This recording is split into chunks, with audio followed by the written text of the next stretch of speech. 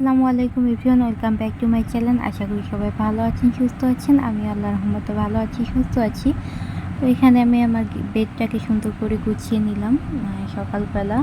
আজকে আমি কলেজে যাব ভর্তি হওয়ার জন্য ফাইনালি। তো সকালে এখানে লতি দিয়ে চিংড়ি মাছ রান্না করা হয়েছে।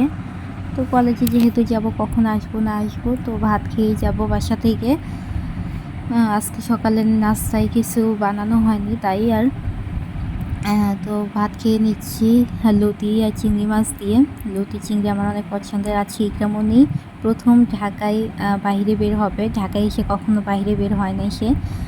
তো ওকে আমার কলেজে নিয়ে যাব, তাই এখানে ফিল্টার গরম পানি, তারপরে ও যা যা লাগে সব রেডি করে নিয়েছি।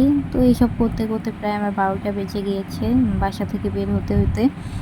আমার আরও সকালে আসা উচিত ছিল। এখানে লম্বা লাইন ছিল, আর কাউন্টার থেকে বলছিল যে 1টার পরে সব কার্যকলাপ হবে, কারণ এখানে এসএসসি পরীক্ষা হচ্ছিল। এসএসসি পরীক্ষা 1টার দিকে শেষ হবে, শিক্ষার্থীরা বের হয়ে যাবে, দেন আমাদের কার্যকলাপ শুরু হবে। তো আমরা কিছু কাজ করতে পেরেছিলাম। তারপরে এই তো 1টাই বেজে গেল। ওখানে যাওয়ার পর থেকে ইকরামণিকে আমাকে কোলে নিতেই হয়নি, ওখানে যারা ছিল সবাই কোলে নিয়েছিল। এখানে যাওয়ার পর থেকে একটা আপু কোলে নিয়েছিল, তো ছিল ওই আপুটা যতক্ষণ ছিল কোলে নিয়েই ছিল। যাই হোক, ইকরামণিকে সবাই অনেক আদর করছিল। তারপরে আমি ভিতরে এসে বসলাম। এখানে এসএসসি পরীক্ষার্থীরা বের হচ্ছে একে একে। আমাদের কাউন্টারের কাজ মোটামুটি শেষ হয়েছিল। তারপরে ইকরার বাবা ব্যাংকে চলে গেল টাকা জমা দেওয়ার জন্য। আমার টোটাল 15,000 টাকা লেগেছিল। তারপরে কাগজপত্র নিয়ে আমাকে ডিপার্টমেন্টের অফিসে আসতে হলো। আমার ডিপার্টমেন্ট পড়েছে একবারে 9 তলায়। তো 9 তলায় চলে আসলাম। লিফটের সামনে একেবারে লম্বা লাইন ছিল। উপর থেকে আমাদের কলেজকে দেখতে অনেক ভালো লাগছিল। তারপরে আমি অফিস রুমে চলে যাচ্ছিলাম। এই তো আমাদের এগুলো ক্লাস, এগুলোতেই আমাদের ক্লাস হবে মেবি। একেবারে লাস্টে যে রুমটা, ওইটা হচ্ছে আমাদের অফিস রুম। তো এখানে আমি ভর্তি হচ্ছিলাম, ফর্ম পূরণ করছিলাম। তো ইকরাকে দেখে স্যার ম্যামরা অনেক আদর করলো, ওর সাথে অনেকক্ষণ কথা বললো তারা। তারপরে এই যে লাল লাল বিল্ডিংগুলো, এগুলো ছিল হল। আকাশ একেবারে মেঘ করে আসছে, কখন না জানি বৃষ্টি আসে। তারপরে আমরা বের হতে হতে বৃষ্টি নেমে গিয়েছিল।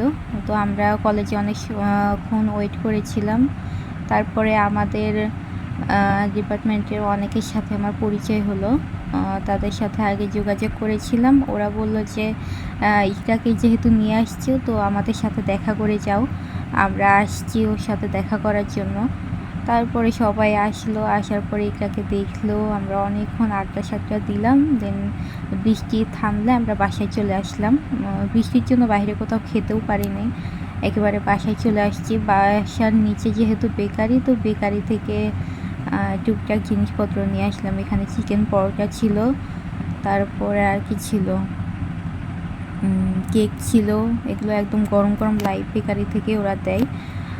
আমাদের তো গোবিন্দগঞ্জে এইসব লাইভ বেকারি থাকে না, ঢাকা থেকেই মেইনলি এগুলো প্যাকেট হয়ে যায়।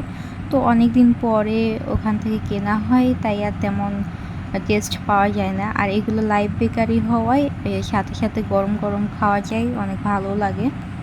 তারপর ব্রেড এসব নিয়ে আসছিলাম। আর এটা ছিল চোক চকলেট, আমার ভাতিজি খায়। তো আমি ইকরার বাবাকে বললাম চোক চকলেট এটা আবার কেমন জিনিস, তো কিনে এনে দিল। ভালোই লাগলো। তারপরে ইকরাকে নিয়ে আমরা ডাক্তারের কাছে যাচ্ছি। ইকরাকে নিয়ে ঢাকায় আসার পর থেকে ও ঘন ঘন বাথরুম করছিল। তো আমি প্রথমে ভাবছি যে এটা হয়তো স্বাভাবিক, দিনে 2বার করলো তো ভালো।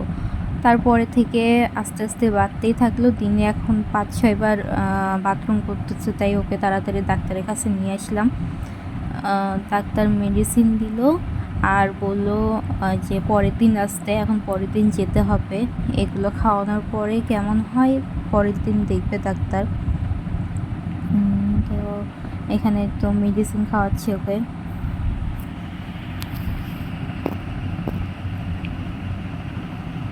তো ও মাশাআল্লাহ মেডিসিন খুব ভালো খায়। অন্যান্য বাচ্চারা তো মেডিসিন খেতেই চায় না। ওকে খাবার স্যালাইনও দিয়েছে আর ২ টা আর কি খাবার ওষুধ দিয়েছে। ও নিজে নিজে পাকনামো করে ওষুধ খাচ্ছে। এখন দেখা যাক কি হয়। এই ছিল আজকের ব্লগ। আল্লাহ হাফেজ।